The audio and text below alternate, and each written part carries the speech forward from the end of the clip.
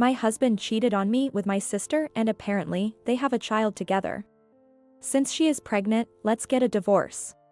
My sister, called Sarah, is also living in a fantasy world and it's impossible to talk to her.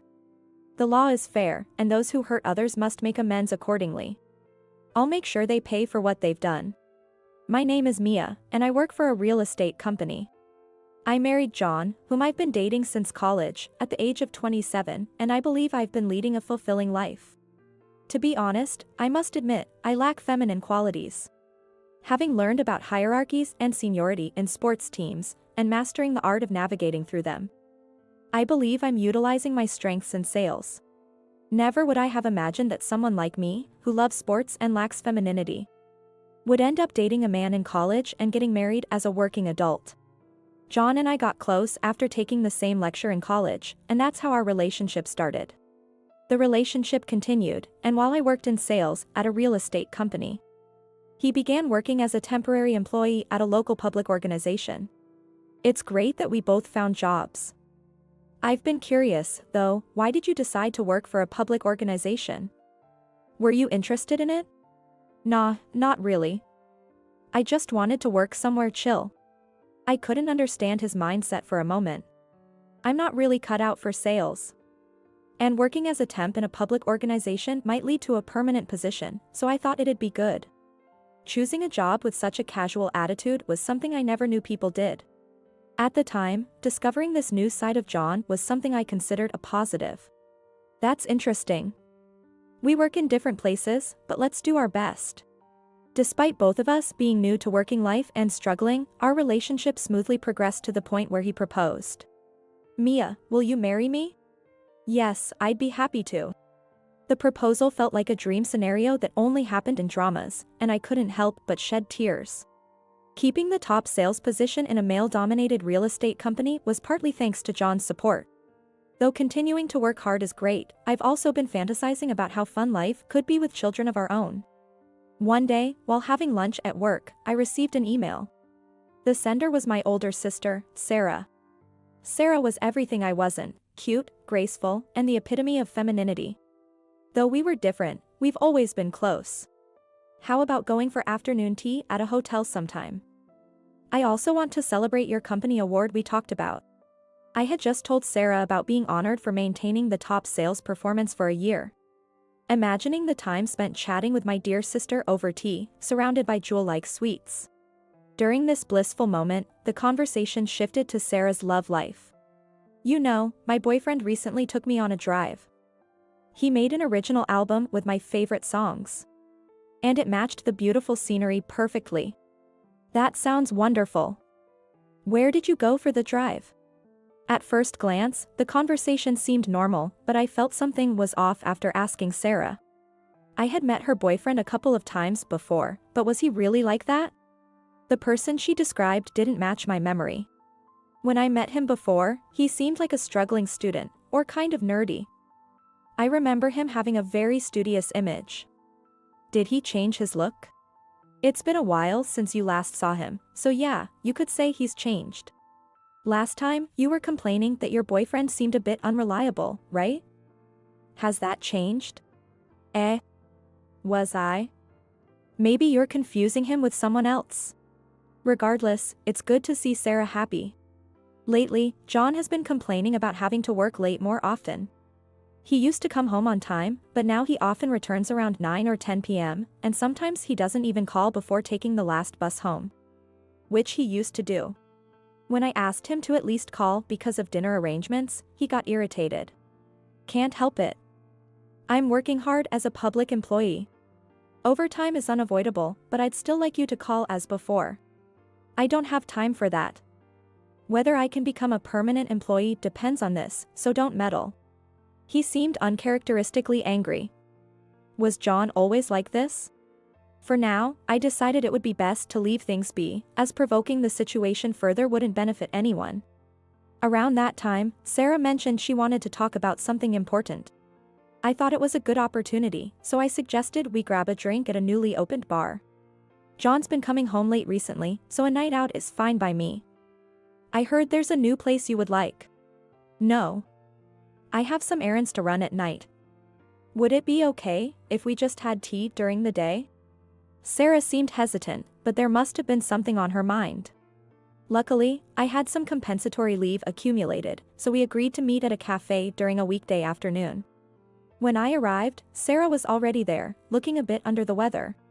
If you weren't feeling well, you could have told me. We could have rescheduled. Are you okay? Yeah, I'm fine. There was something I really wanted to tell you today. I wondered what was so urgent that it couldn't wait. What is it? What's going on? I'm pregnant. I wanted to tell you first, Mia. Knowing that Sarah had always wanted to get married and have children soon, I was genuinely happy for her. Congratulations. Your boyfriend knows, right? He's been busy lately, and I don't want to bother him, so I haven't told him yet. But I need to find the right time soon. Maybe marriage is next. I'm so happy for you. I can't wait to meet your baby. I returned home filled with joy from the happy news. Since John has been coming home late recently, I decided to celebrate by myself. I bought snacks on my way home, planning to indulge in some happy drinking alone, but to my surprise, John was already home. If you were going to be home early, you should have told me. Should I make something quick for dinner for you? No, it's okay. I need to talk to you, Mia. You too? I also have something to say. Sarah, you see. Cutting off my story, he presented a piece of paper labeled as a divorce application. Is this some kind of joke? What does this mean? I've been really busy with work lately, and I feel terrible for causing you so much trouble, Mia. I think it's about time I really focused on my job and aimed for a permanent position. John was avoiding my gaze as he spoke hesitantly. Even more reason for me to support you, not for us to get a divorce. It's been tough for both of us, and I think it's time we went our separate ways. He handed me the already filled out divorce application, and I was too shocked to process anything. The joy from celebrating Sarah's pregnancy was suddenly overshadowed by this devastating news. Wait a minute. Did I do something wrong? No, it's just my selfish desire to focus on my work. I'm sorry. Where did all the happiness go? He's been busy with work and causing me trouble? He doesn't want to cause any more trouble? Perhaps due to the stress of the unexpected events, I started feeling unwell. I haven't caught a cold recently, but now I'm feeling sick. Once I'm better, let's have a proper talk, John. I hesitated due to unfinished work, but performing well was impossible under these conditions. So I decided to leave work early after consulting with my boss. Upon finally arriving home, I sensed someone's presence in the supposedly empty house. I hadn't mentioned my early departure to John. Wait, isn't John supposed to be at work today? I haven't heard anything about him working from home. Not wanting to startle anyone and thinking it might be my imagination, I quietly opened the front door, only to find a pair of women's pumps that weren't mine. Seeing the unfamiliar shoes made me uneasy. Could it be? Did he suddenly bring up divorce yesterday because he's having an affair? I approached the living room as quietly as possible, and from the other side, I could hear voices. Is that John's voice? And no way. The voice speaking with John was unmistakably Sarah's, someone I knew all too well. I've already handed over the divorce papers, so once she signs and submits them, everything should be sorted out. But what if you end up being portrayed as the bad guy and she demands alimony? Sarah whispered. For John confidently stated, his voice loud enough to be heard through the door. That's not an issue. I've already told her how sorry I am for being so busy with work and causing her trouble. Smart move. So you made it sound like the divorce is for her benefit, saying you're struggling, it's not her fault. And you believe it's best for her if you separate. That's clever. John, probably feeling good about himself with Sarah's encouragement, seemed to be breathing heavily with confidence. Yeah, well, years of working as a public employee teach you how to deal with people and navigate through situations. She probably hasn't caught on. Especially since she's always so focused on her job, John boasted. Absolutely. Even the last time we had tea together, all she could talk about was her job and sales achievements, Sarah added. I'm likely to become a permanent employee next year, so the salary will be better, and we can provide a good education for our child, John stated. assuming his future promotion. John, still a temporary employee who can't secure a permanent position without recognition at work, seemed already convinced of his imminent promotion. My ex-boyfriend got crushed by his toxic workplace and got caught up dreaming about becoming a lawyer, always studying. I wanted him to be more independent, but meeting you has made everything better, Sarah said, which took a moment to comprehend. Sarah had a boyfriend, whom I had met a few times. Wait, did Sarah break up with her boyfriend? But what about her recent pregnancy announcement? I thought, puzzled, as I hadn't heard anything about a breakup. Pregnancy usually implies it's with the boyfriend she mentioned. But now, the voices I heard were Sarah's and John's. Could it be? The child is John's? I wondered, filled with disbelief. But I knew I couldn't just stand there and do nothing. Carefully, I took out my phone and discreetly started recording. Having evidence could be useful later on. How ridiculous. I've worried myself sick for nothing, I thought, determined not to let them get away with their happiness unchallenged. I felt they needed to face appropriate consequences for their actions before I could move on. Even so, charging at them head-on as an amateur would be futile. It's best to leave it to the professionals, I concluded. It seemed they had wrapped up their conversation and casually started watching TV. With the evidence I had just recorded, I felt somewhat prepared for any eventualities. I remembered seeing a law firm sign during my sales rounds and decided to seek advice there first. What should I do about those two? I need to make a call, I thought, quietly leaving the house to avoid making any noise. After briefly explaining the situation over the phone, I was told they could see me right away as there was an available slot, so I headed straight to the law firm. It was my first visit to a law firm, a place I'd only seen in dramas and thought I'd never need to visit myself. Feeling nervous, I hesitantly opened the door to the law firm, only to be greeted by an unexpected figure. Nathan, long time no see. But why are you here? I asked in surprise. Ah, you must be Sarah's sister, Mia, right? It's been a while. I was the one who answered your call, but I didn't realize it was you, Nathan explained, standing there. Nathan, Sarah's boyfriend, whom I had met a couple of times before, looked completely different from the struggling student I remembered. If I recall correctly, the last time we met was when I was still struggling with the bar exams, he mentioned. I'm surprised. How come you're here? Nathan scratched his head with a shy smile. I finally passed the bar exam and managed to secure a job here. That's great news. Congratulations. You've changed so much, I almost didn't recognize you, I complimented, genuinely impressed by his transformation. Nathan blushed slightly, that's kind of you to say. So, what brings you to a law firm? What's the matter? It seemed Nathan was unaware of the situation. Hesitantly, I decided to reveal everything about John and Sarah's affair, showing him the recordings and explaining the sudden divorce proposal from John, Sarah's pregnancy news, the discovery of their affair and the child's true paternity, and how Sarah referred to Nathan as her ex-boyfriend. I understand now. Indeed, I've been out of work for a while, causing trouble for Sarah.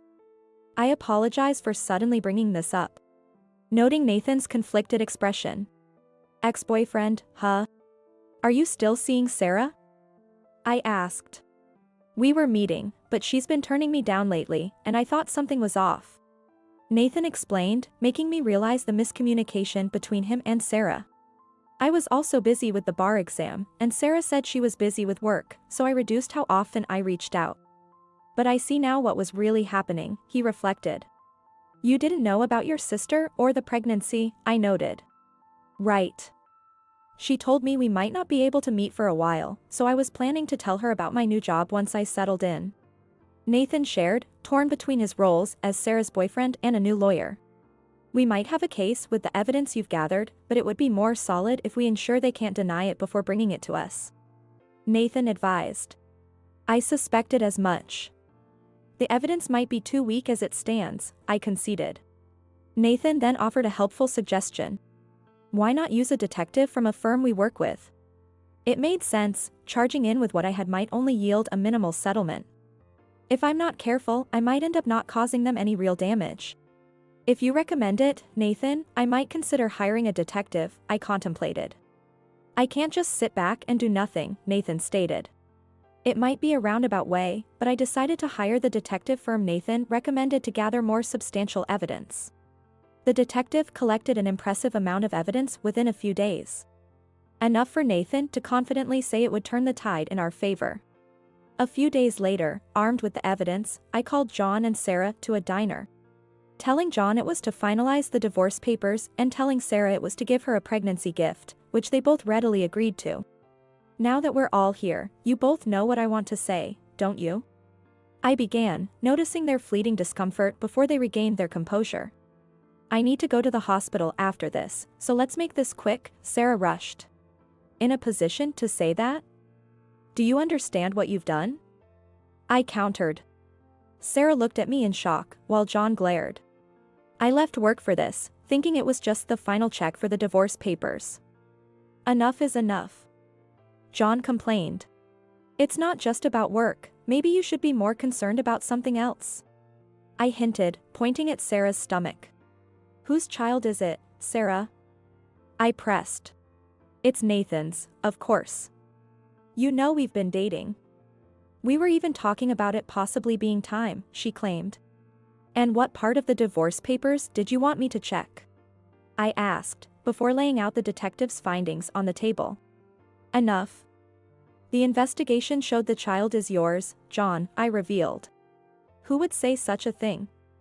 Stop joking. Sarah scoffed, laughing dismissively. I have photos of you two at the hospital. Explain this, I demanded. Oh, so it's come to this? What's with that face? Puzzled by John's smug expression. Pregnancy means divorce. John's a public employee, and though he's non-permanent now, he'll likely become permanent, providing stability. We don't want our child to suffer financially, she continued. Sarah explained, leaning on John and speaking sweetly. It's your fault for not being feminine enough, always focused on work. I don't care about your salary or bonuses, John blamed. You think you can just hurt someone, have a child, marry, and live happily? Without even filing the divorce papers yet? I challenged. It can't be helped. The child is innocent, and you never said you wanted kids. I like children, and a moderate workload is just right for me. I did not expect John to justify himself. So, it's with Sarah, then? I had met Mia's family before, and Sarah came to my counter for work. That's when I felt it was meant to be. That's hardly a reason. Just because there's infidelity and a child doesn't mean you can just say goodbye and expect everything to be settled. I retorted, seeing John still holding onto a bold stance, perhaps thinking he could outtalk me or had some leverage. You wouldn't understand, being so mannish. A cute girl will surely be born from a gentle woman like Sarah. John shot back. Stability is what men need, right? Struggling as a student and working part-time isn't in vogue anymore. And chasing an impossible dream like becoming a lawyer is just laughable, Sarah added, dismissing the idea. I took a moment and sighed softly. It was hard to believe that my husband and my own sister held such views. Is that all you have to say? As adults, you should clean up your own mess. We'll discuss alimony and everything else through a lawyer. I stated firmly. All you talk about is money. You money grubber. You should be grateful I'm considering a divorce now, John retorted. Considering a divorce early? Cheating for no good reason and then unilaterally deciding on divorce doesn't make sense. I've already consulted a lawyer, so we'll see what happens next, I replied calmly. As I gestured slightly, Nathan approached from behind. Nathan was aware of the situation, but hearing it from the people involved must have been a shock. To think you were this kind of person. Now I see how you mocked me when I was struggling and studying, Nathan expressed his disappointment. No way, it was just a joke, just a bit of family banter. Why are you taking it so seriously? Sarah tried to downplay her words. Well, it doesn't matter. Work is work, and as the lawyer for Mia, who is seeking alimony, that's all we need to move forward, Nathan said. Making it clear it was a professional matter now. The mention of work seemed to cast a shadow over Sarah's face momentarily. What? Work? What do you mean? Stop lying, Sarah demanded an explanation. I passed the bar exam this year and am currently working at a law firm as a trainee, Nathan revealed his new status. Sarah looked as if she wanted to take her words back, but it was too late. I wanted to talk to you properly and discuss our future, waiting for the right moment, but this is a shock. If only you had told me sooner you became a lawyer. What would you have done if I told you? Pretend the affair never happened and go back to how things were. Nathan looks as if he is about to break a blood vessel in his head. It seemed ridiculous to have believed in someone with such views, as Nathan's expression suggested he felt foolish for trusting Sarah. So it's your fault for chasing your dreams and studying, leaving her alone, and that's why this happened. Are you saying it's my fault? You're confident you can make her happy, then? Nathan seemed at a loss for words, almost as if he couldn't believe what he was hearing. I work for an organization, and it's not like organizations go bankrupt that easily, so my future's secure. I earn a decent salary. So I can definitely make Sarah happy, John claimed confidently. Well, if that's the case, then this will be quick. We'll send you the details of the alimony later for your review. Hearing the actual possibility of alimony claims, both John and Sarah started to panic. Mia, you already have plenty of money, right? Weren't you going to celebrate your own sister's marriage? John tried to guilt-trip me. Yeah, I'm practically just a part-timer at my job now, I don't have that kind of money. Hey, remember that dress I gave you for your birthday? Can't we just call it even with that? Sarah suggested, as if a dress could compensate for everything. As if a dress could make up for a divorce. How much more could they belittle others? The audacity of thieves. Cheating and stealing someone's husband and acting like there's no harm done, I countered. It's your fault for not keeping him interested, for being taken away. Didn't you know John prefers more feminine women? Sarah tried to shift the blame onto me. What are you saying? That's like saying it's not the shoplifter's fault for stealing, but the store's fault for being robbed. It doesn't matter if you're a full-time employee or a part-timer, a woman or a man. If you do something wrong, you have to make amends, I argued. I pulled up my phone and showed them a webpage listing the typical compensation amounts for adultery and mental distress. Letting them know I was serious.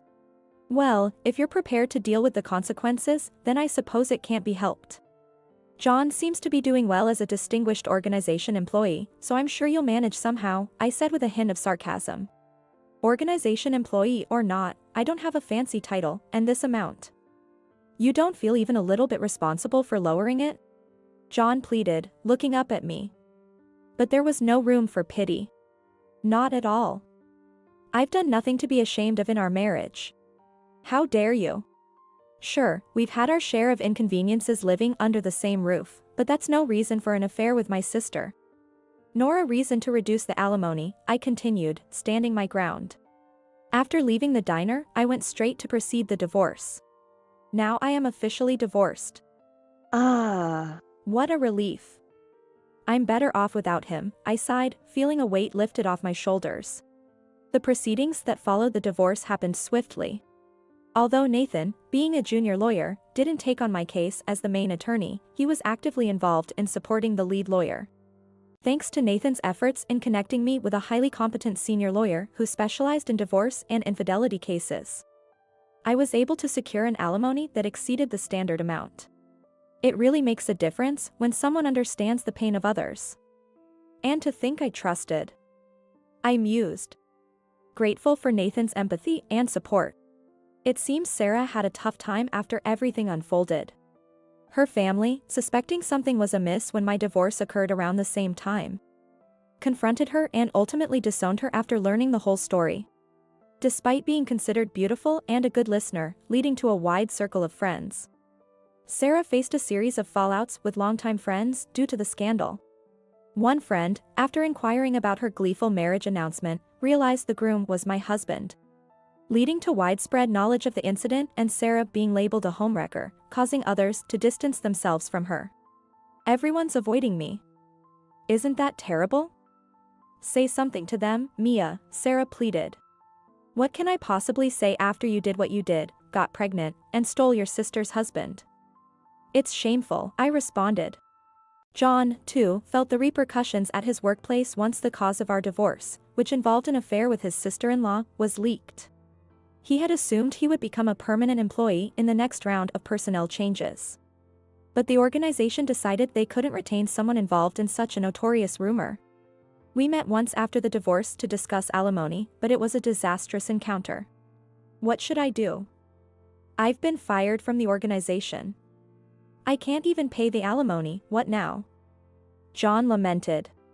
I thought organizations hardly ever fire people unless for a significant reason? Well, you brought this upon yourself with your actions, I remarked. His lack of ethics forced them to corner him into resigning voluntarily. A friend mentioned hearing an employee causing a commotion loud enough to be heard from the service counter, and I was certain it was John. Can't you somehow explain it away? He desperately asked. Wait a minute, what do you expect me to explain?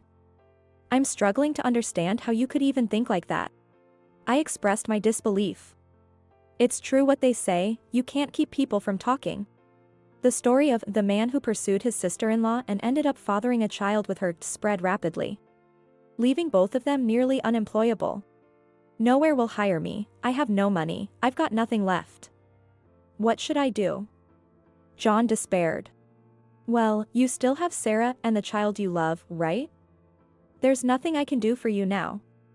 Just make sure to take responsibility, I told him. Offering no sympathy. John became an outcast, frowned upon just by the mention of his name.